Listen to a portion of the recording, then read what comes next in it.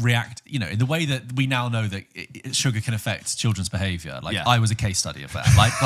Like it became a common phrase where like if George was like chatty a lot, that my parents would often be like, "Has George had a Coke?" Like I had a Coke problem, but it wasn't that Coke.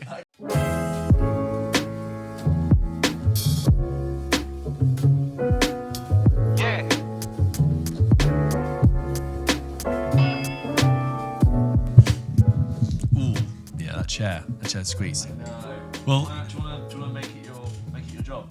Tomorrow I'll bring some WD-40 with me. You know what? It's fine. Just don't do the. It's that. Oh, it's back and forth. Yeah.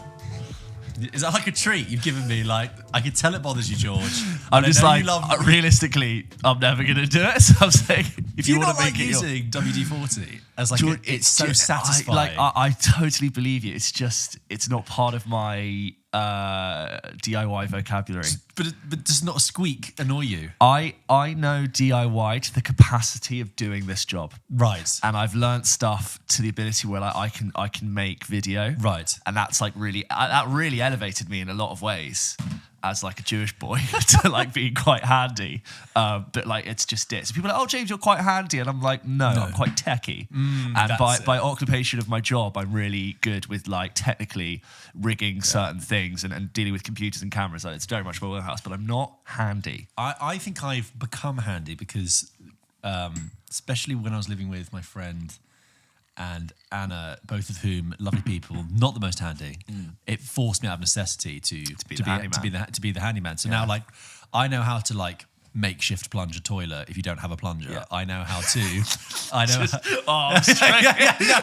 Sorry, what an image to start with. Yeah. But it's like just things like that and like different screws and things like that. And, and I think I'm pretty sure I came to your old flat once and you just had like a door hanging off and stuff. And you and Talia were like, we don't know. And I was like, let me have a look at this. Okay, so you're going to want to put that in there.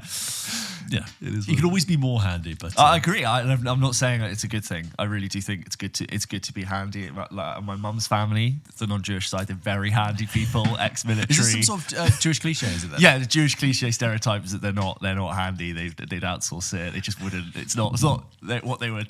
You can say this because it's definitely dealing in cliche, but like it's a very goyish thing to be able to like handle tools. But hey, the law, the medicine, the accountancy, other stereotypes. Oh, well, we were just talking off camera, weren't we, about Nick Offerman. Nick Offerman is Mission Impossible, The Final Reckoning. He's going to frown so hard in that One film. eyebrow up. Where is Ethan Hunt? Great fun name to say. Flicking through the dossier. Ethan Hunt. Who's the guy who plays Kittredge again? What's his name? Tom Cherney. He does some fantastic frowning. He does. And Nick Offerman will frown into his moustache. Yeah. Just get that moustache. It might be Henry Cherney, actually. I'm not sure. Okay. But they both have. If you tell me what day of the week you thought on, I'll find it. Please. They both have those deep concerned bureaucrat, federal agent vibes. Yeah, the whisper mumbles. We don't know like who they are, but they'll all get into a room and look very concerned at the actions of Ethan Hunt, and we'll just be there. Well, he's Ethan Hunt. You just gotta trust him. And he's here in handcuffs as well. Where is Ethan Hunt right now? Cut to him somewhere. You know what? It's coming soon. It's kind of stuck up on us a little bit. It's May 17th. It goes, and that's a month. Yeah, that is literally a month. So. I assume we're going to hear nothing about the Final Reckoning very soon. Like it'll ramp up the spend. Oh, suddenly before you know it. Yeah. You'll be seeing him on. I'm wondering if that Tom is given is Graham Norton still running in May? If so, he'll be on it. Yeah. He does Graham Norton. He does Graham Norton. Yeah, because it's safe and media managed. Yes. I don't want to be. I'm not trying to be critical. I like the movies. Please let me talk to Tom Cruise. Oh yeah, we do. Oh my god, could you imagine? He doesn't do junkets. Well, there's a friend of the show. If anyone follows Stepping Through Film, by the way, Tom Duke's account, lovely man, and a really great account. And he has had if you see on his page, he did something with Paramount with Tom Cruise, and he's like. He met him and chatted with him and stood with him. And I was just talking to him. I was like, what? You just went in? And he was like, yeah, it was really nice. And I was like, what? It's Tom Cruise. Yeah. Did he have a phone? Yeah. Did he? Was he holding it? Was someone else? Did someone else hold it? Just shake him. God damn you, man. Tell me everything. Oh dear. We were also chatting off air about tea. Yes. The regular tea chat returns. Regular tea chat. You're very much enjoying speaking about tea with my mum. Yeah, you know, She can engage. your mum is the tea fan that you're not. Yes. Not that you're not a tea fan, but like she understands when we're talking milk in first, milk not in first. I'll hear it, but I don't have the like deep down rooted appreciation because I really like thinking about it. I think I have tea every 6 to 10 weeks. That's insane. So like for some people listening, that's kind of crazy. But like I'm an event tea drinker. Like I like it's the occasion. So took me in somewhere. Oh, we're going for nice tea. Well, of course I'd have a cup of tea. But in my daily life, tea really doesn't play a part at all. So is this every is this like at home you'd have this as an event tea? Sometimes there'll be like a literal tea, or someone's making a round of teas, and I'll go, do you know what? I'll have a tea. Okay. Sometimes a herbal will come out. But like my morning ritual has nothing to do with tea. Or like if I've gone somewhere nice for tea, like we're going to, this doesn't happen, but like Fort de Masons for tea. Yeah. Or like somewhere nice in like South Africa, for example. Sure. It's like a place where you'd have tea and it's beautiful. And like the occasion is tea. Yes. I'm not going to bring tea into my routine. You're not against it. You're not an absolutist. You're not so diehard in coffee that you reject it. But I get it. It's not part of your vocabulary. Doesn't pop into my mind. Is it therefore like, when I speak to your mum about it, it's almost like a different language. Like, oh yes, tea, but it's almost like the subtitles need to come on. So it's like, oh yes, tea first. And of course, your mum uses whole milk here, which is a new thing for me. Big debate. Here's the thing about whole milk. Yeah, it is what it is. Yeah. Never used to drink it much, but it's upfront about what it is. I'm whole milk, baby. Yeah. Here I am. Take it or leave it. Semi-skimmed is like, I feel like it's in the middle, trying to get everyone. It's Jack of all trades, master of none. It's Ralph Fiennes in Conclave, trying to get everyone pleased to just. I'm semi-skimmed. Look, I'm a little bit fat, but also it's a milk better. And then skimmed milk is like the equivalent of like I think like a size 0 runway model from like the noughties, being like. On an IV drip, just sort of like, it's sort of water, but it's also sort of milk. You put it in your drink, and technically it's got milk, but does it? I don't even think tea likes it. I think tea's like, whoa, hey, whoa, ho, hey.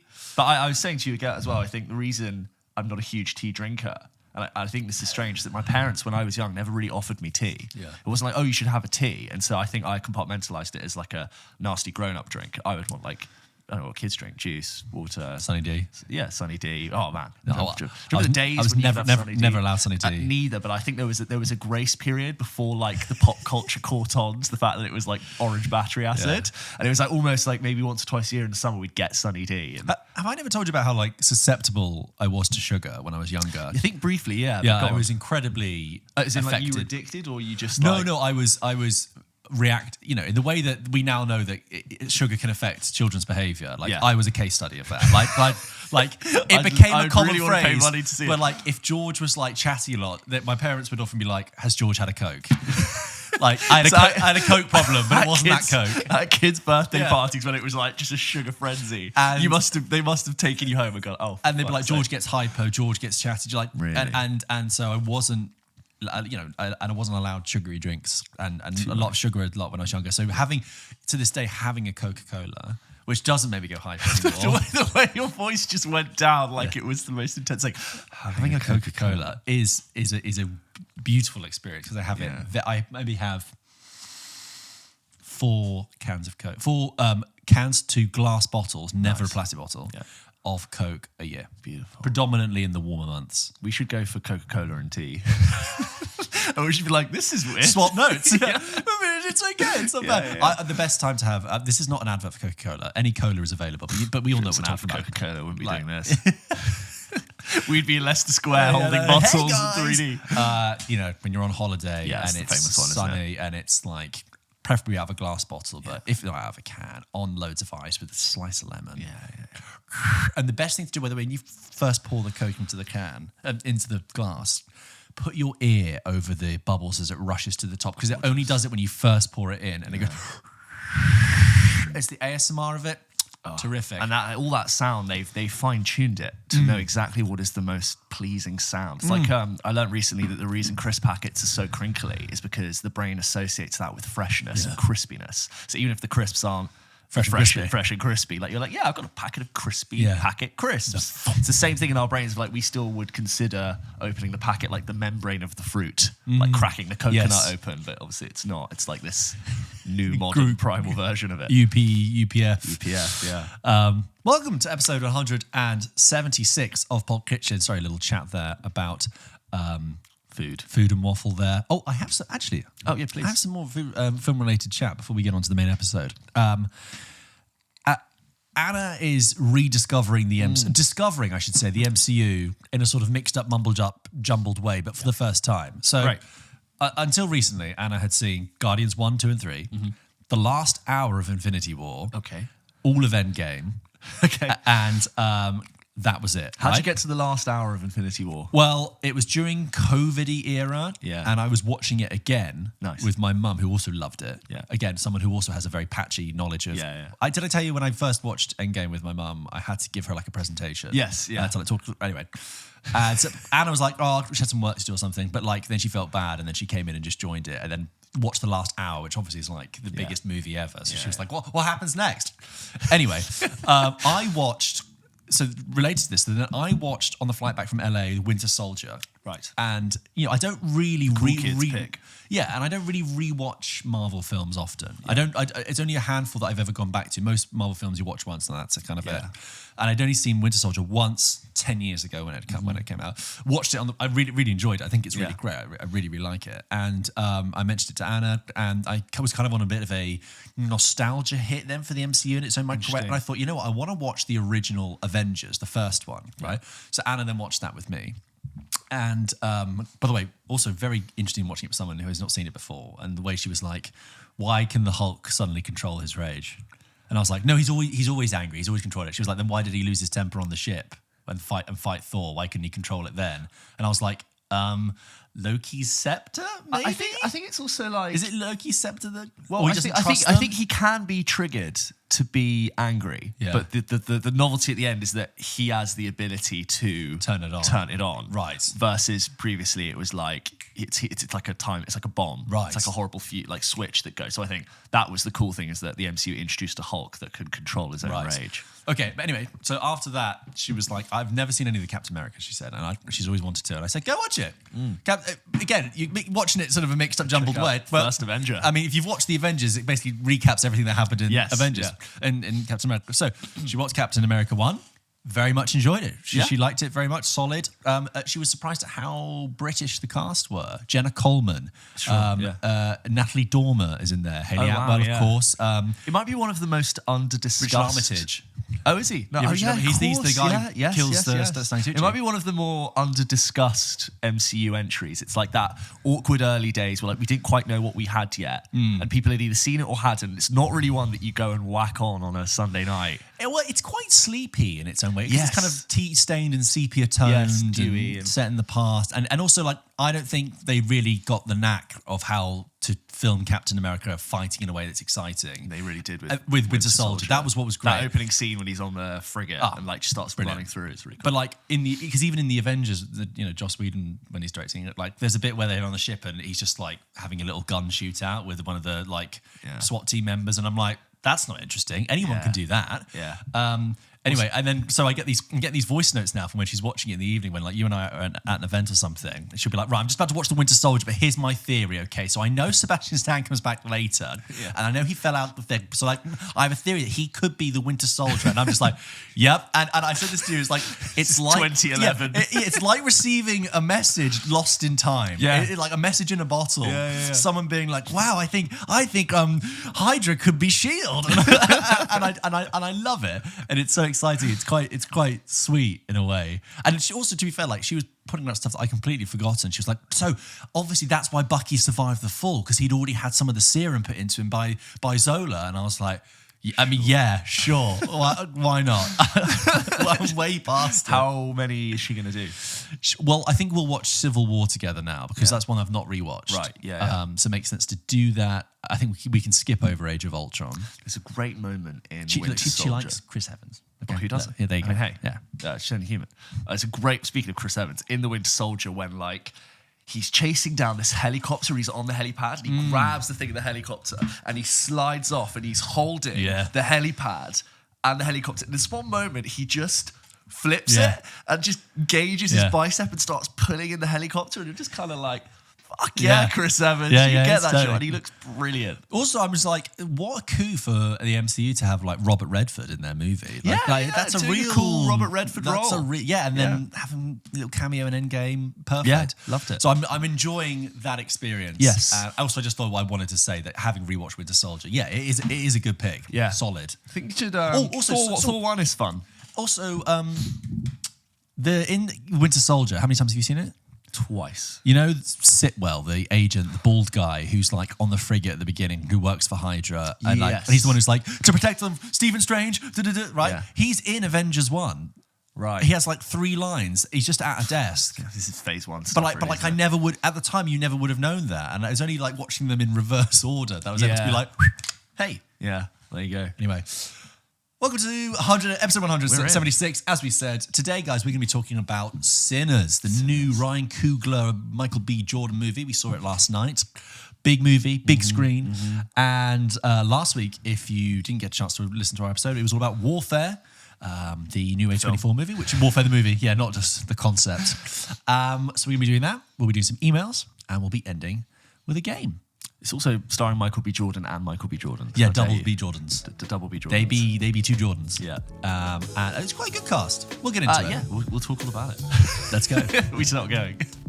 So, Sinners, directed by Ryan Coogler, who of course did Black Panther 2, Creed, Fruitvale Station, has worked repeatedly with Michael B. Jordan, who plays a dual role in this as twins, the Smokestack twins, one called Smoke, one's called Stack, and we are able to identify the difference between them with very simple color coding. Smoke is blue hat Jordan and red hat Jordan. One of them wears a flat cap, one of them wears a fedora. Outside of that, it's basically the same character, which inherently twins are. Yeah, but all this is like not one's an evil Stack's twin. Stack's a little wilder. Yeah, it's in the beginning where we've got both of them out doing a few different things. I was like, that's red hat. Yeah. See, blue hat there.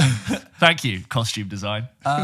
So Sinners, it's quite a interesting film to describe. So it is set in 1932 in the south of America. I want to say it's either Missouri or Mississippi. Forgive me. Like that, yeah. But this is still Jim Crow, deep South American, and a time when you have these 2 twins, the Smokestack twins, who have come down from Chicago. They've come back home. They've gone up to Chicago, made money working with Al Capone and doing gangster stuff. And what they realize, and they say in a bit of dialogue to someone, is that it's just as bad up there with racism. So they decided to come back home and better the devil, that kind of thing. And they've come back to buy this disused shed to turn into a juke joint, a place where parties can happen and revelries can go forth. The sort of the first half of the movie is kind of following them. It all takes place really in 24 hours. It sees them setting up for this party, so purchasing the location, splitting off to find musicians, one played by Delroy Lindo. They're sort of accompanied by their cousin called Preacher Boy, who is incredibly well gifted with the guitar and with blues. And this is a film where music is incredibly important. The actual opening prologue of the film is this told in voiceover about the importance of music to communities and how real gifted musicians can break the barrier between life and death, and has this sort of supernatural meaning, but they can also attract evil. And they draw comparisons to this Irish culture and West African culture all over the world. And you have this tale, which is a kind of, I think I've written it down here how to best describe this. Yeah, it's a big one. It is a black Southern Gothic vampire Western that also has big musical numbers. I was going to say musical is what you're missing in there. Yeah. That on the one hand, yes, is a kind of drawing on and subverting the many tropes I just mentioned. So it has the kind of last stand violence of a Western. It has the kind of the violence of a Western. It has the supernatural folklore of a vampire film. It has the historical period detail of a drama set in that time. But also, it's a film that is about music and its importance to culture, specifically black culture, specifically to black history in this film. And it's kind of wearing these 2 hats, like the 2 hats of the Michael B. Jordan characters. There you go. Anyway, so they set up for this party, drawing in all these characters. But as the night sort of reaches its peak, we are aware of Jack O'Connell walking around in the darkness, a sort of really sort of nefarious character who wants to come in and visit the party. Is that the best way to describe it, James? Have I missed anything? I think you're being quite like restrictive with what you can reveal there from the trailer. But yeah, like something a little bit off about some white characters trying to bring themselves inside. Yeah.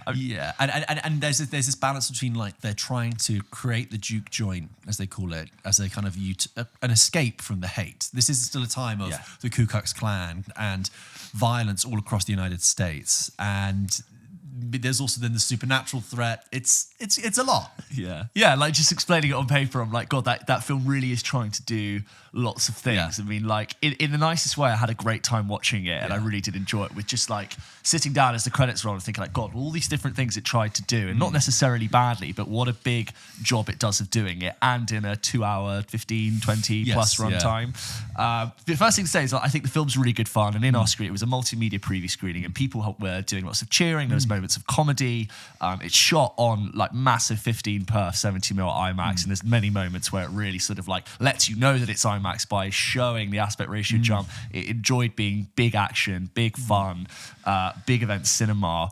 So like I like how fun and playful it is with the traditional fantasy tropes that this film deals in. Like there's certain moments that get really nasty, really sinister. I think Jack O'Connell's having a lot of fun in this film. I think there's moments in the beginning where I thought, on reflection now having finished the film, it's quite slow to get going. And I think there's maybe a 40, 50-minute period in the beginning, which while beautiful, while poignant, while all called back to later in the film, I wonder if it could have been tightened up. I really didn't know how much of this film was going to get into, as you said, music, black culture with music, how poignant it's been through generations. And I was so pleasantly surprised to be joined by these amazing blues musical numbers, even intercutting with like different moments of black music throughout history. And I just really came out thinking, wow, Ryan Coogler really, really understands how to use a soundtrack in his movie and how to cut to a soundtrack in his film.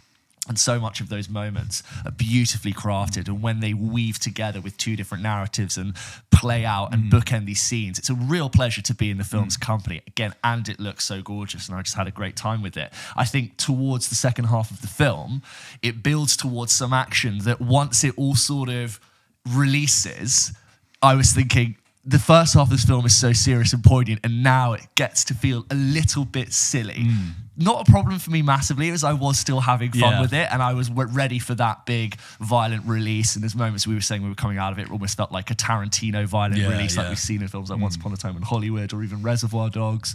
But all in all, a really fun time. I think there were moments in the first half where I think I really struggled with the dialogue, and I really struggled with like specific words and references mumbled through characters who might not be enunciating. And I thought, there's certain times I was like, God, I don't think I'm actually getting everything I need to pick up on here. I think I need to switch my brain on even more and listen harder, which I did start to do. I would have loved to have some subtitles just to maybe read along the bits that I might not be getting as I'm watching. But all in all, really good fun. I think there's a lot for audiences to enjoy. I think it's probably a little bit too long, but it's shot gorgeously, and it's really well put together, and it's really well acted. Michael B. Jordan continues to be a great talent. He's so damn cool in this, and he really knows he's really cool in this, and that's quite fun to watch an actor enjoying playing this like role of being the custodian of this small subculture and facilitating music in a bar, and I enjoyed it. And it's quite nasty, and I think the production design is great all the way. I had a really good sense of like place and space amongst this barn and around the town, and it's good fun. Yeah, I agree with you. I mean, I think that my takeaway coming out of it was I love and admire and respect what Ryan Coogler is doing and trying to do with this film. He's made for a $90 million studio big budget film. He is really drawing on and engaging with really interesting ideas. And at its best, there are moments like there is a central scene you kind of touched on in your review there that deconstructs the role of music in Black history and does it in, some could say an on-the-nose way, but I would say it's kind of bold, and it is really the boldest, most imaginative scene I've seen in a big budget studio film for a long time. And that I thought, this is electric, this is really cooking, this is really exciting. And there are repeated moments like that. And yes, he is having a lot of fun, and he is trying to do a lot. Like there are moments that are simultaneously serious and camp. Like he loves to lean into the seriousness of the history, and I love that. And then also when Jack O'Connell turns up, he loves a good guitar twang that's like, ew, vampire. I love the fact that it's also upfront with its violence. It's upfront with its sex. It really doesn't actually censor itself in a way, but it's never gratuitous. I mean, there's obviously like a little bit of gore here and there, but it never felt like really cartoonish and over the top. I agree with you about the dialogue. There were moments with Stack and Haley Steinfeld's character that I just felt a little bit clunky, a little bit off. But all the cast doing great work. Haley Steinfeld is doing good stuff. Wumi Masaku, I really enjoy as a British actor who she's in this as well. Like really has an important role to play. It's sort of decoding what's happening with Jack O'Connell's character and sort of being a little bit of an exposition machine, but it working completely and having a real good emotional connection. And you know, you're right. The first 40 minutes does take a while to set up, but equally, I was like, fair play and respect to Ryan Coogler for taking the time to establish us in this very specific time place with a people, a culture, and a community that is, you know, we don't get a lot of time spent with, you know, typically in cinema. So also in American South, not being portrayed in a way that isn't necessarily it still has very much the background of like racial oppression, but the characters themselves don't really experience it in that way. It's reframing our usual perception of them in American South of that period of time, and also rewriting film history in a way, because you know, black characters have not defined or been represented strongly enough in the Western genre, in the horror genre. I mean, vampire even specifically as a subgenre. And I really admire that he's doing that with this. So I would say it is occasionally a bit misshapen, occasionally a bit uneven. Some moments of great electricity, some moments of, okay, I did feel the length by the end. There are 2 post-credit sequences, which are kind of like, great. Which we got told to stick around for. Which and is like, we're so used to like Nick Fury turning up. We were just waiting for something like that to happen. Return in like, Doomsday. The post-credit sequences didn't really add. I mean, they were kind of just reconfirmed everything about the film, and it's like, thank you, Ryan. I mean, like, great. Get the point. Like, we got it. So misshapen, a little bit awkward, but ultimately, like, fair play to Ryan Coogler. I wanted to almost like shake his hand and say, good for you for doing this and for making something as bold and with such imagination and vision as this. We talk all the time about original films and original filmmaking, like what we need. And so if you're thinking about whether or not to go and see this film, I'd say, definitely go and see it. If you're on the fence, definitely go and see it, because it is something completely different and refreshing. I think it's really well executed. Like just watching it, I'm like, this is a film that's done really well. And it's like some sort of structural story things that may be a bit like questionable, or maybe just a bit off for us personally. But like, all in all, I'm like, I really like that this type of film has been made, like you said, and like just with a pleasure to be in its presence despite the runtime. Like just the music in general, I was like, God, I really want to listen to this soundtrack when I get back. And all Ryan Coogler films, he seems to just absolutely nail it. On like exposition, there was a moment towards like the second half, or sort of the third act of the film, where our antagonists kind of show their hand, and a bunch of them are all explaining to our main characters everything, just in case there were any plot holes. And I was like, this was packaging up itself to be like a serious, poignant film, which I'm not saying it isn't, but the second half of this feels like a really, really different ending of a different type of film. There's a little bit more, I don't know, square and mainstream. And so I think the film, will enjoy both audiences, and the praise from both audiences. I hope it does, because I think it's good. But also in that moment, I was like, that's a really fun scene for all of these actors to play, and I can tell they're all having fun being that version of themselves and getting to interact and tease other characters. I'm like, that's really, really good fun. And in the end, like, you do see like a final form of something really sinister, and I'm like, hell yeah, let's go all the way to show the darkest thing. And I will give a shout out to the slow tease they did with Jack O'Connell's character. These lovely little moments of horror where the camera cuts away at the perfect time, where it's red in the eyes, and just like the foreshadowing of barns and fire, and the musician's father who says, if you keep dancing with the devil, one day he's going to follow you home. And I think it's a really nice, dark line to open your film with as a premise, and for that to kind of, it's not really a spoiler, but it's like the idea of that coming true. It's just fun and playful. I like also the whole cast is really kind of locked in. They get it as well for a film that is really walking its own beat with the tone and its ideas. It's really great that the cast are so locked in. And Delroy Lindo plays this kind of aged blues singer who's kind of washed up, but he really gets it. And Delroy Lindo's got a fantastic face anyway. And voice. And voice. And he commands such great presence. But what is great is that he has lines that, can be interpreted as very funny. And some of our, audience members were really laughing. But he's such a good actor and such a good presence that he's able to deliver the slightly humorous lines without derailing or being like side commentary.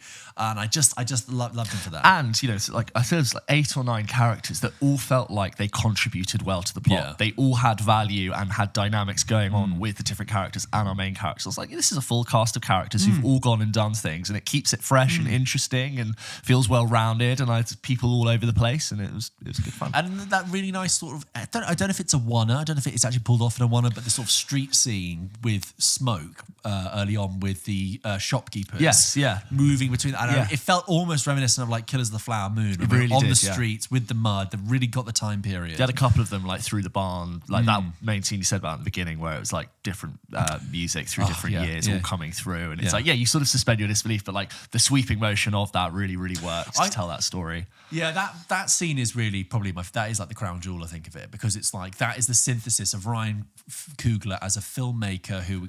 He felt like his voice. His voice. He's delivering big visuals, a big set, a big environment, and big ideas, and kind of mashing it together with music, with flair.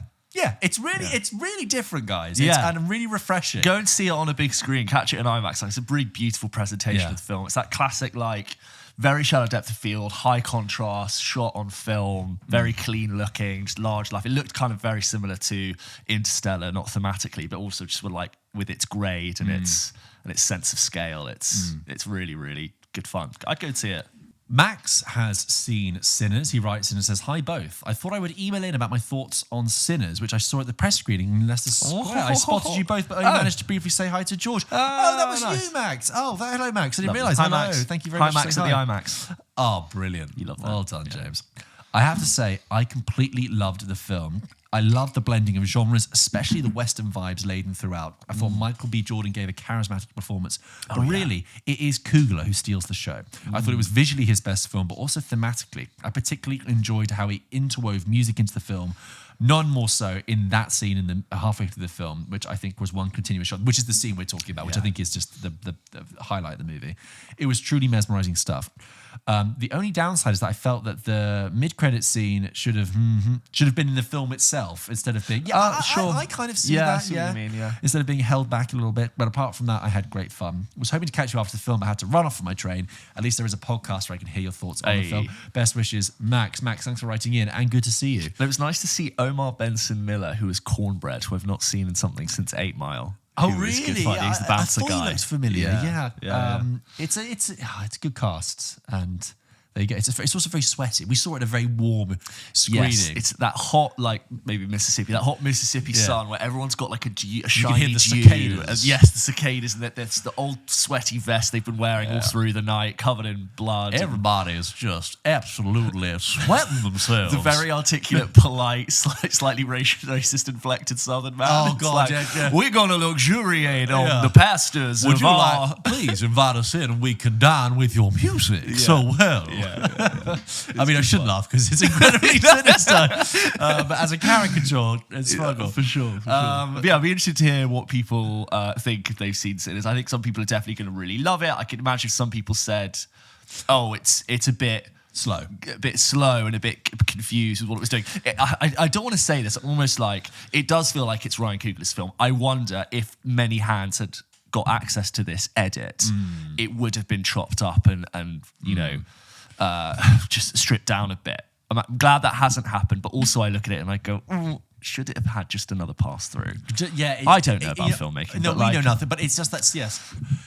on the one hand, you're happy that he's put so many ideas in it, but on the other hand, it has created a bumper sandwich that is uneven and maybe like a filmmaking crumbly. process where when one person wants to explore so many different ideas, but the inclusion of other people might go, hang on, but what idea are we going to focus on here? Was he given freedom to go and shoot a bunch of things? It did feel like he was just allowed to shoot what he wanted. I was saying, like, for 90 million US, I don't know if that includes marketing, it looks really, really good, and it's shot on IMAX film, which is a really expensive thing to do. And I'm like, on the IMAX thing, sorry. Yeah. Actually, sorry, no, it's basically it. I'm like wondering, is this quite a new space for that type of budget of film to exist with technology and the way things are being shot now? I don't quite know if that warrants a success, or is that over budget for this film? I don't know. With the IMAX thing, I maybe it's because we saw it just on a massive IMAX screen, or maybe it's because I'm used to seeing this, but I did get occasionally distracted by the change between. So I think they'd had some hard changes there, if you ask me personally. So like my experience, you shouldn't in between scenes. It should be and you should use it mostly for like exteriors or to go through.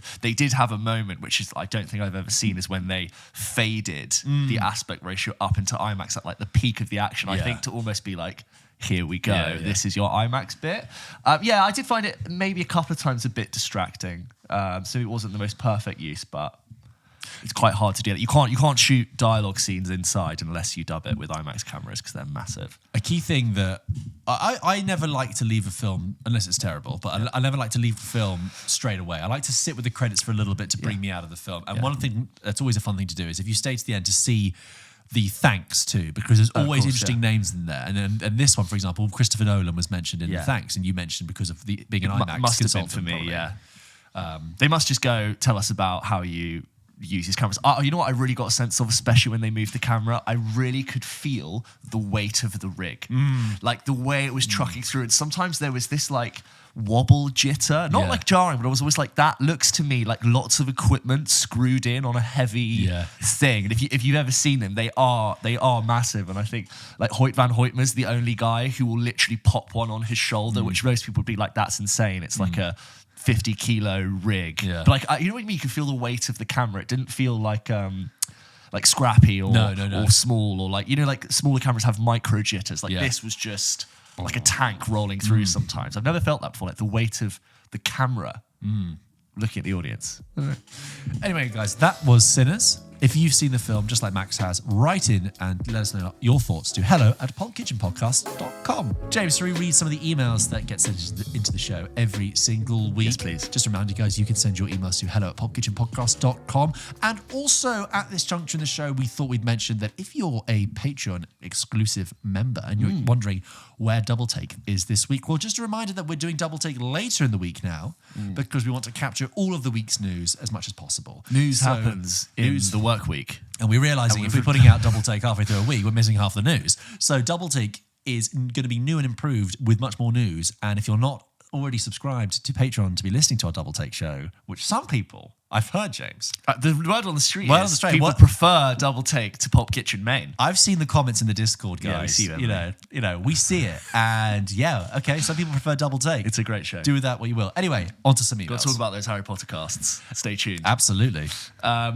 So I was at a stag do over the weekend. Here we go. I'm still kind of recovering, and friend of the show and friend in real life who wants to keep his name off of this for reasons, but let's call him Bill, and he signed off his email as Bill. I was easily 6-7 pints in, and he asked a really good question, and I said, Bill, this is a great question, and I know that I can engage George on this in the morning after a good sleep, after I've had a coffee. But why don't you send it an email? And he was like, "Oh, okay, I'll send it an email." I want to say this, but I've met Bill, and he really, a wonderfully erudite and intelligent film fan. He loves the film. Who I met him for the first time at your party last year, and it was 45 minutes of locked in chat. Very, he had like prepared his questions. He was like, just before you go, it was like being at a press conference.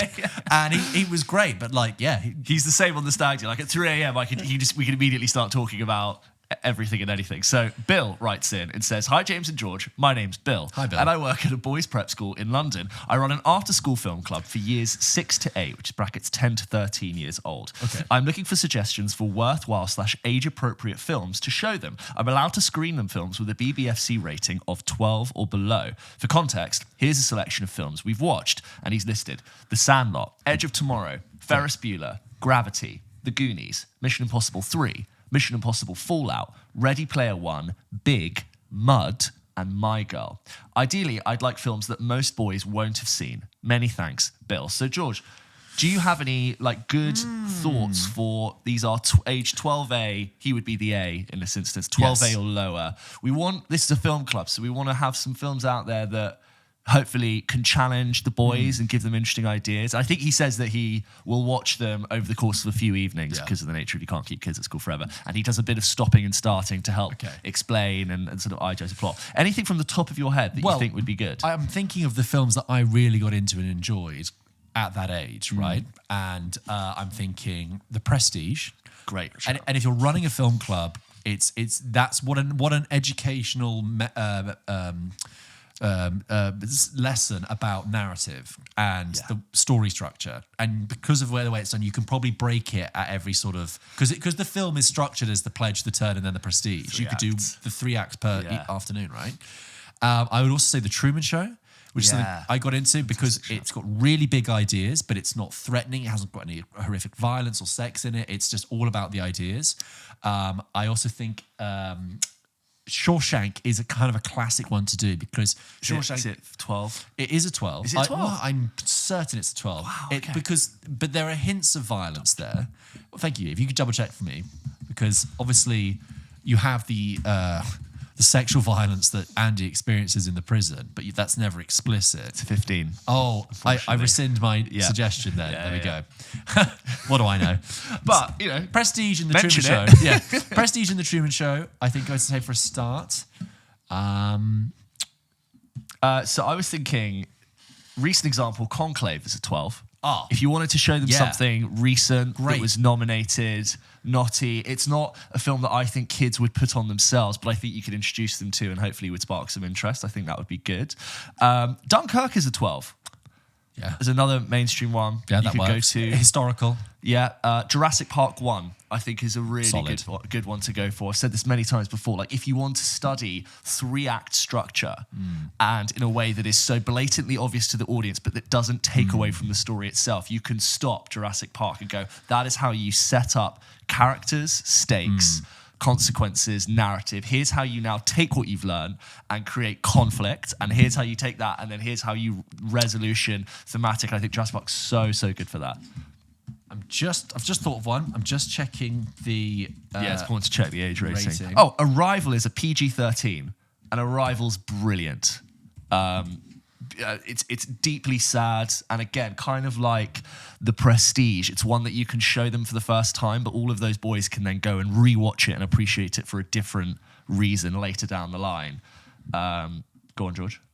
Yes, Captain Phillips. Oh, Captain Phillips. 12. Is it a 12? It is Brilliant. a 12. So obviously there is a lot of threat in that. Yeah. But if you think about it, that is a film that's about really important adult themes of globalization, a massive clash of two different ways of life. It's got great performances. It's incredibly well directed, and it's not explicit with its violence. The violence is limited.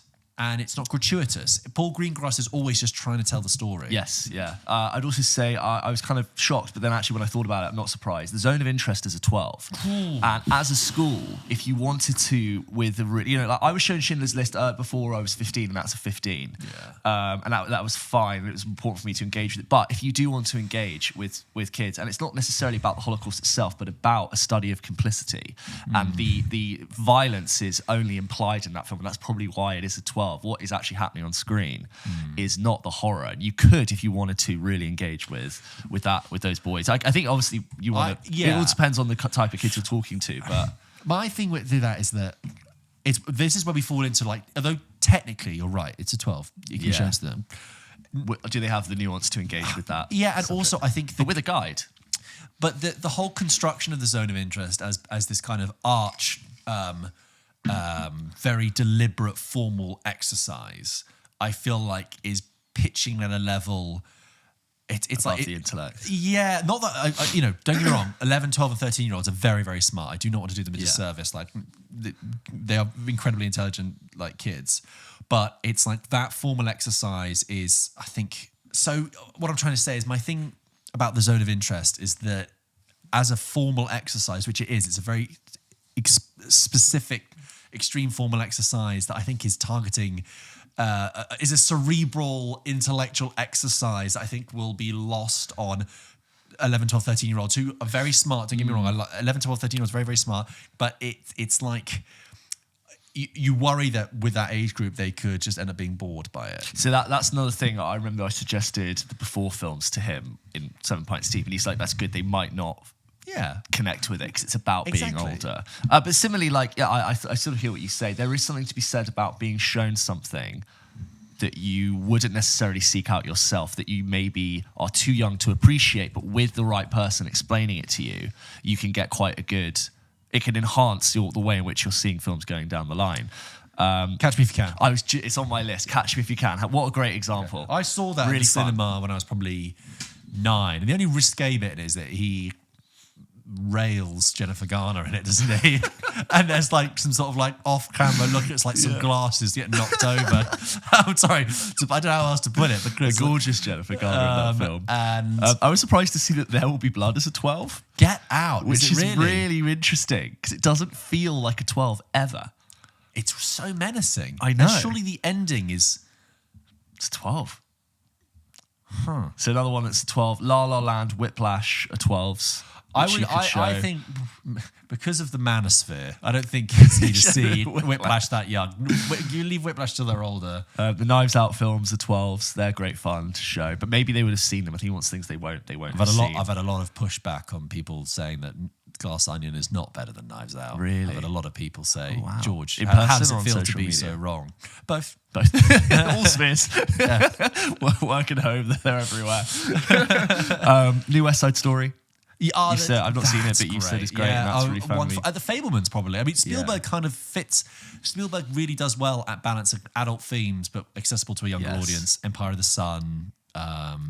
Is Scott Pilgrim? Ooh, Scotty, but I'm sure it is. Hot Fuzz is like an 18. Yeah, 15, 18. Scott Pilgrim UK rating 12A. Yeah, Scott Pilgrim could be quite fun. It's like informal and childish in like a fun way, but really smart and witty. Yeah, and like adventurous, visually very creative. Just like to study the form of Edgar Wright in cinema. It's very interesting. It's almost like Baby Driver. Imagine you being tasked with having to like babysit 5 12-year-olds or 5 like 11-year-olds who need to be accompanied by an adult to go and see a 12A. Yeah. Interesting one. Well, Bill, I hope that answers your question. Let me know what you end up showing to the kids. And if they enjoy, and if they got on with it, and what the reaction was like, because you don't want to put on a film for them and they don't really connect with it, which would be a shame. What was the first time you felt like you saw like a grown-up film, and were able to? Sorry, no, not just that. Not just you saw a grown-up film, but you were able to appreciate it on a level that you think the film deserved. Because I'll answer my own question here, just to give you an example. I think when I first saw like There Will Be Blood, when I was like 13, and I think I saw Taxi Driver around that time as well, I was aware that those films were doing something very different. Yeah.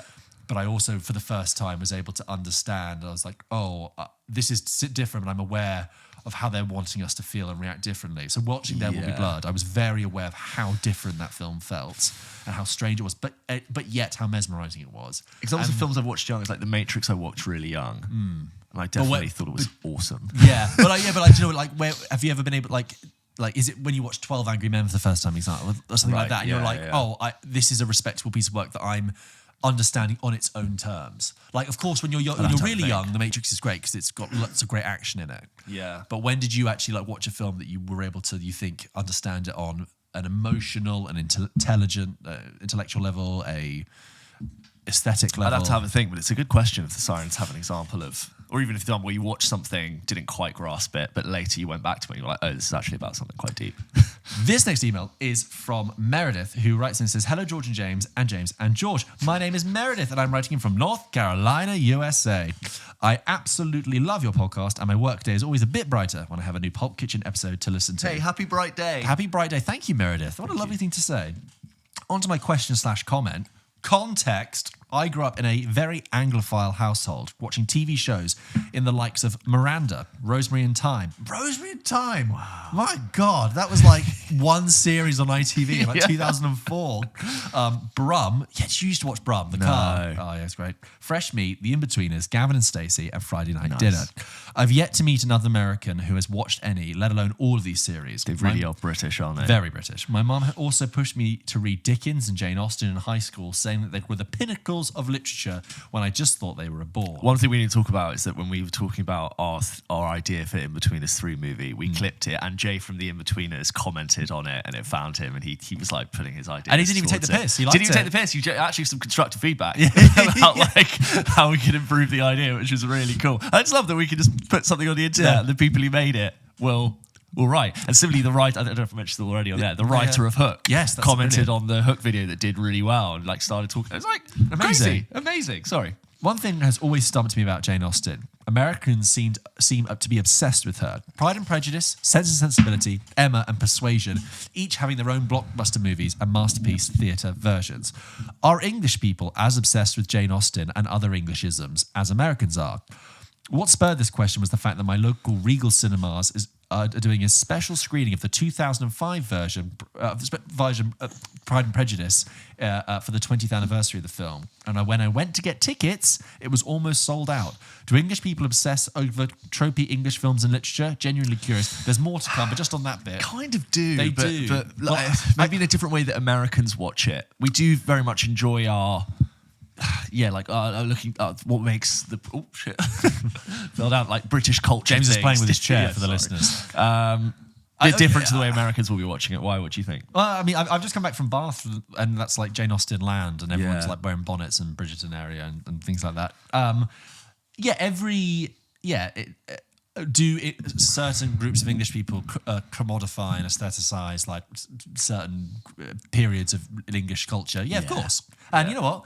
It's fine. It's not harming anyone. If you have big Jane Austen fans, sure. I don't think I'm a fan of Jane Austen. I like the Brontes. It's a bit darker. Right. Not that I'm versed in this stuff at all. But I'm like Jane Eyre and Wuthering Heights. Great, but Pride and Prejudice and all that. I kind of like semi-engaged with them throughout my life. Meredith goes on to ask, counter question, do you both think that there are specific American TV shows, films and books that Brits are fanatical about? Yes. Friends is a perfect example. Oh, for sure, yeah. Like, that was so big in the UK that not only is it like, was on Channel 4 for ages that everyone like knows it off by heart, but like, that's why they have that whole bit in London with Ross getting married to Emily. It was because Channel 4 said to the NBC or whoever made it, they were like, you're really big over here. I heard you want to do an international episode. Come over here, use loads of English actors. And that's why they did it. Oh, right. Didn't know that. But that's the only one I think of off the top of my head. Follow-up, would you guys ever want to rank your favourite British sitcom comedies from the 90s and early 2000s, the likes of Fresh Meat, Friday Night Dinner, In-Betweeners, The IT Crowd, etc.? As always, thanks for everything. Best, Meredith, your Anglophile across the pond. Meredith... and then you sign off with a BS in Engineering, Wake Forest University 2001, MS Building and Architectural Engineering, Politecnico di Milano 2023, and RIT 2000. Add me on LinkedIn.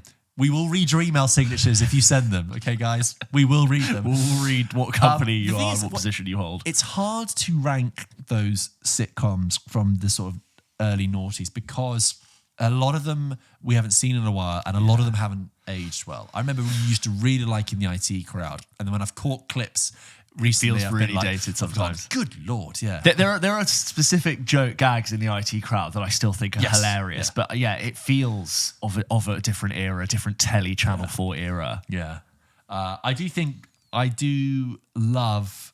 We have a special place for the In-Betweeners. I do love Gavin and Stacey for being a balance of both very, very funny, but also it has a good dramatic bones underneath it. And someone, I can't remember if it was on the show or I was talking to someone about it. The thing about Gavin and Stacey is that all the characters are really nice. Yeah. They're not... There's no villain.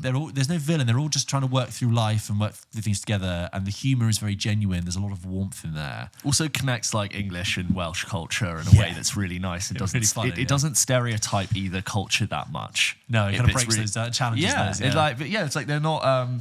Yeah, they're not like cliches, really. It's like actually just engaging with two different cultures under the same nation and having them, bringing them together and celebrating it in a way that you don't really see. Usually, like we do that in sketches and sitcoms, and it's like you're just laughing at different cultures and how different they are. It's like, doesn't do that. This next one, thank you for your question. This next one is from Ali, who writes in and says, "Hello, James and George and my fellow sirens. In January, I found myself watching a great run of films on consecutive evenings, starting with A Complete Unknown. I went on to watch Perfect Days, La Chimera, Anora, followed by The Brutalist. Whoa. My hot streak abruptly came to an end with Companion, which was fun but forgettable.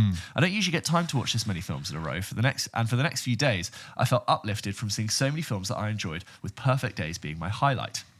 My question for you is, excuse me, are there great films you've seen back to back that have had a lasting impression on you or had you thinking, to reference the Scorsese meme, is this cinema? Thinking back, my favourite has probably been No Country for Old Men and There Will Be Blood back in 2008. I also just want to say, keep up the great work and thank you for keeping me entertained for days I have to commute into the office. Thanks." Thank you, Ali. Ali, what a run you're having with all those films. But yeah, I don't remember like a specific experience of back to back. Yeah. I've gone to see, like, I went to see an Inception Interstellar double bill. Did you? That was good. Yeah. Well, 2017, 2018, I think I did that in the IMAX. That was a good fun experience. But like I had seen both of those films before, and I was rewatching them. It was like a 5.5 hour marathon. But I don't really have a problem with either one of those being bookended by the other. This isn't an answer to your question, Ali, but I'm just going to mention it because you mentioned Anora there. I was chatting to my brother at the weekend and he'd seen Anora. Yeah. And he said he really, really liked it. And he was talking to me about how he liked it. And I said, yeah, it's great. And he said... Did you tell him to listen to your interview with Mikey Madison and Sean Baker, which you can do too? He knows. Yeah. Trust me, he knows. And he said he liked it. It actually reminded him a lot of Parasite. And I said, yes, I guess there's things in there about... rich v poor. You sound like his professor. No. Yes, that's right. Yes, well done. Thank you for bringing that to the attention of the class. I do. It's a great point, Joe. Anyway, and I was saying, he was like, yes, but he made a more like literal point. He was like, that's all true. He said, but also like Parasite, it's a film that everything's going really well, and then there's a hinge moment, and that hinge moment is a doorbell. Oh. In both movies, the doorbell rings. Yes. And something, and the whole movie then turns. Changes. Someone at the door. Doorbell movies. So I'm there going, oh yes, of course, it's a doorbell movie. The rich and the poor. Joe's like, yeah, but it's a doorbell movie. Home Alone. I don't really use a doorbell, do they? But it is true. There is they actually could make an interesting double bill. Parasite movie. And Anora for both literal and thematic reasons. This next email is from Zachary, who writes in and says, hello, James. Hello, George and James. James and George. Oh, there you go. Get it right. First off, I'm a big fan of your podcast. This is my second email, and I've been listening to you guys since about episode 80. I love the fact it's a question. Yeah. Since then, I've moved to begin training as a barrister in the lovely city of Bristol. You guys have stayed a constant through that with your fab movie chat. Thank you, Zachary. Or do you sign up for Zach? You do sign up for Zach. My first degree before law was history. And as if I wasn't boring enough, this has led me to a game idea as I listen to all of your others. The name of the game, I have no idea, but the premise is simple. You take 10 names of films and you have to place them in order of when they are set. So example, one would be like this. Centurion, 1917, Gladiator, All Quiet on the Western Front, Master and Commander, The Other Berlin Girl, Munich, Inglourious Bastards, Shakespeare in Love, The King. Should we talk? That's a big game. I mean, like, I like that 1917 is quite placed in time as 1917. Which really helps. I think it's probably quite messy for us to dig into right now, but like, I like the idea of a game. That's a good fun game, especially for you history buffs out there. Another idea could be you naming your top 5 historical genres to see on screen. Another could be to name your top 5 historical related films. I get it. You like history, Zach. By the way, we've talked about how we all have our deep niches on TikTok. And you've teased me for my Titanic obsession. You know what my new one is? Oh, go on. Niche facts about about borders and boundaries around the world. You're loving it. There's so many like fun things about borders that run through houses, and about there's a little river island in the middle of this river that is completely uninhabited, but it is shared autonomy between France and Spain. So France owns it 6 months of the year, then Spain has it 6 months of the year. That's great. Because of something in like the 1700s. They're still doing it. Anyway. Love it. Now onto my review. I just want to say I came back from a birthday trip to see Black Bag, the lovely Everyman, on White Ladies Road in Bristol. I thought it was brilliant. Film, or boutique cinema film. Oh yeah, Black Bag. It? Yeah. This may or may not be due to the free cocktail and popcorn they gave me when they found out it was my birthday, but the acting was great. The shots were great. The pacing was great. It was all good stuff. Excited to hear what you guys think. Big fan again, and sorry for the long email. Zach, check out our Black Bag review from... I was going to say email. Check out our Black Bag review from a few weeks ago. Ryan writes in and says, "Hi, gents. I was catching up on your recent episodes and listening to the beginning of episode 173. You noted that people still have a hard time distinguishing between the two of you. I'm one of those people. While I just listened to some of your episodes, I'm also a regular watcher, so I really shouldn't have this problem, but I do. I think a big reason for me, and is it only me, is that to me, George looks like James and James looks like George. Does what I'm saying make sense? I know that can be a very personal thing based on people you know and what names they have. That made me wonder, are there any movie character names you think don't work or are bad? I know it is from, although I know that it is from a book, I think Peter and Katniss from The Hunger Games are terrible names. Peter. Yeah, Katniss and like... Katniss. I don't mind Katniss because it's like... Well, no one's called Katniss, but I'm like, it's set in the future, isn't it? So, and like Peter is a name, but you spell it Peter. Yeah, like Peter, like Peter. Bread. Peter bread. I was listening to another movie podcast and they noted that Tom Cruise's character... Whoa, hey. What are you doing? Whoa. There's that Tom Cruise's character in Days of Thunder is called Cold Trickle, not a name that invokes an image of cars being driven fast. Anyway, do you have any bad or mismatched character names from movies that come to mind? Your regular listener and watcher from the Looney Tunes country across the pond, Ryan. How does it feel to look like a George? Yeah, I mean, I have no problem with that. George, James. It's more that, like, if they thought my personality was, like, coming from you. Yeah, I'd be like, wow, I have some notes. No, I don't know what to say. I mean, I'm the one that sits on the right and talks left. George is one that sits on the left and talks right. I don't know why that took me so long to figure out. Like, I was like closing my eyes mentally for the picture. In terms of bad names for characters, not off the top of my head, but I do love a good character name. In our pub quizzes that we've done, we had movie character rounds. Jar Jar Binks is a pretty rubbish character name. Jar Jar Binks. All of the James Bond, like Pussy Galore, Honey Rider, Senor on the Top. Octopussy. Yeah, ridiculous. Yeah. Yeah, yep, loads. This next email is from Josh, who writes in and says, "Hi, James and George and James. Love how that is just the opening of all every single time emails. Hope you're doing well. Recently on social media, I've seen videos of cinema reactions to scenes in Endgame, such as the Portals or the Captain American one. Seeing these videos made me remember when I went to see Endgame on the first day of release, as early as I could get in. And oh my goodness, I felt like a kid again, smiling from ear to ear. I also remember sitting in the cinema with a friend and the credits rolled for Infinity War for the first time. And holy smokes, I didn't speak for 5 minutes straight and felt gobsmacked for the rest of the day. Not sure if you've had this question before, but if you could go back and watch a movie for the first time again, what would it be? For me, I would watch Endgame, Infinity War, Guardians Volume 3, and other movies like The Usual Suspects or Top Gun Maverick. Keep up the great work, lads. From Josh in Australia. P.S. I love your movie recommendations, but it is so annoying trying to find out which streaming platform different movies are on and having to pay for so many streaming services. Does anyone else find this frustrating or just me? I mean, it is frustrating. I think there are more and more apps online, and Google is getting better at trying to tell you aggregating what's on what. It's not like sometimes we're like, oh, that film was on Netflix, I remember, but then like months later it's not because it's only got like 3 months on there or something. So I don't really have a solution for that apart from just you can always like rent it on Prime or on Apple. Yeah, I think Apple does a high bit rate if you care about such a thing. In terms of films I wish I could see again, my best cinema experience is the midnight screening of The Force Awakens. That was truly like when the Star Wars fanfare came on screen, like I really felt part of something. Yeah. And it was just like amazing. And then when you thought, when like Han Solo was there and like people came out when Han Solo was killed, spoilers for Force Awakens. Oh, there we go. It's a bit like, I was like, fucking hell, yeah. You didn't know, that's a really long scene. You can't tell if Kylo Ren's going to do it or not. And just like the shared despair and then like Finn doing the lightsaber. It was just really quite special. Oh, what could have been. Yeah. And then Last Jedi was a different one. I think, Endgame was great, and I'd happily watch that again in that environment. Yeah. As you said in your email, Josh, you still get chills now, but actually that was great. It was really I also did love seeing the first Avengers.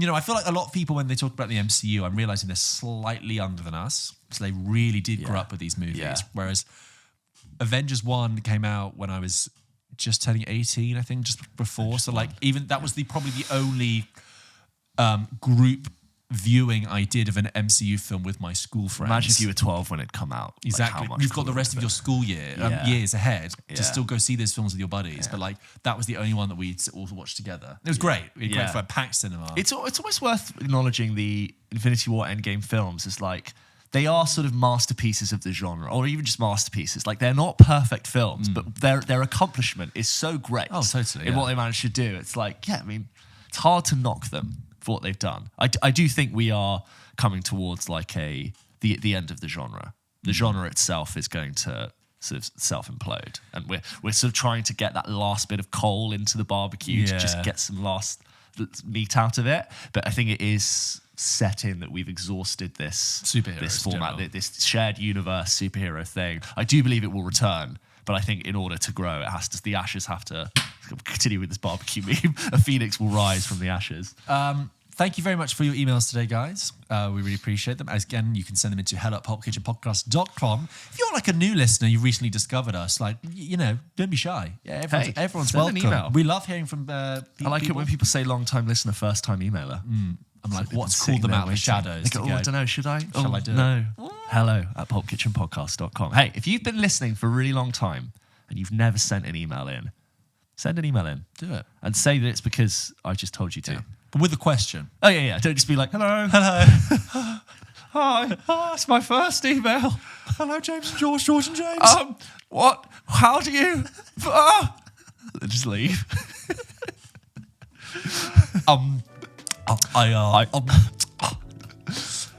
Let's move on. George, James, and Siren. James, as ever, Pulp Kitchen ends with a game. Now, we've been talking a little bit about Marvel this episode. Oh, yeah. And, of course, we are, 30-something films deep into Marvel at the moment. We've got RDJ coming back as Doctor Doom. And in looking at all the Marvel films, there's one thing they all have in common, usually, which is a very forgettable villain. Okay. So, James, I'm going to ask you to guess the Marvel movie from the villain. And it's like the name? Who the hell knows? Yeah. So I'm going to read out the name of the villain, and you have to tell me what Marvel movie they came from. Brilliant. I'm going to give you 2 different rounds because we've got 18 names in total. 18 names. Which that means we've had films without villains, or they've had shared villain. We've had multiple villains in multiple films. No, they were just films I just missed. Oh, fine. They were either too easy. I'm like low key. I mean, where are you going to start with that? Okay. So, guess the Marvel movie from the villain. Red Skull. From Captain America. Yes. Vulture. Vulture from Spider-Man Homecoming. Yes. Malekith. Malekith, I believe, is Christopher Eccleston in Thor: The Dark World. Absolutely. The most forgettable, just generic, does nothing for anyone villain. Looks rubbish, looks like a Doctor Who villain. Yeah, God bless him. Darben. Okay, so was Darben from the Marvels? Yes. Right. Caecilius, that's from, I think, Doctor Strange 1. Yes, that is Mads Mikkelsen, correct. Ronan the Accuser. Ronan the Accuser. Was that Lee Pace's role in Guardians 1? Yes, that's absolutely right. He was all dressed in blue. He had a bit of an Avenger. It was teased in some... No, he came back in Captain Marvel, but like in the most irrelevant way. Right. Obadiah Stane. Obadiah Stane is, of course, Jeff Bridges in Iron Man 1. Killmonger. Michael B. Jordan in Black Panther. Correct. And Aldrich Killian. That is from Iron Man 3. Yeah. Did you like Iron Man 3? Guy Pearce, Iron Man 3. I am the Mandarin. Yeah. Goes all swole and takes his shirt off and he's got all the tattoos. He's all orange, isn't he? Did I like Iron Man 3? I don't know. Again, one of those Marvel films I've seen once. I think I've seen it twice. God, yeah, it's really... You forget about Iron Man 3. Sorry. That was round 1. Fantastic. And I think the easier names in there, you did very well, actually. Yeah, I'm actually... We're all callbacks there. Darben. I know, but exactly like Darben. I remember when I reviewed it, I went from Check's Notes, Darben. Are you ready for round 2? Yes. Yeah. Guess the Marvel movie from the villain. Cassandra Nova. Cassandra Nova. Is that from Guardians? No. Cassandra Nova. Recent. From again. Recent. No, go on. It was the only one that came out last year. Deadpool and Wolverine. Oh, God. Emma yeah. Corrin's character. Oh, of course. Gore the God Butcher. That was Christian Bale in Thor: Love and Thunder. I know. Yeah. Alexander Pierce. Alexander Pierce. It's just like a normal ass name. Oh, is it Captain America 2? Yes. Winter Soldier, yeah. It's Robert Redford's character. Right, yes. Didn't know his name. Ulysses Claw. Andy Serkis in Black Panther. Yes, yeah. Thank you for the South African accent. Dreykov. I'll just be like, what's the face? Black Widow? Yes. Yeah. Do you remember who played Ray it? Winston? Ray Winston, I know. Gosh, Of you all forget. people, I know. Jon Rog. Jon Rog. Is it like a weird one from Guardians or something? Jon Adjacent. Rog. Eternals? No, it is Jude Law's character in Captain Marvel. Oh, wow, yeah. Darren Cross / MODOK. Oh, my God. Yeah, from Ant-Man, Quantumania, and just Ant-Man. Ant-Man and Ant-Man Quantumania, yeah. What I said this so many times, like, that is the worst looking design for a CG character in a mainstream big budget Hollywood film I've ever seen. Emil Blonsky.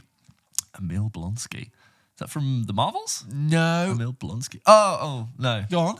No, I don't know. You know, he's British, but he's also Russian, so he's double evil.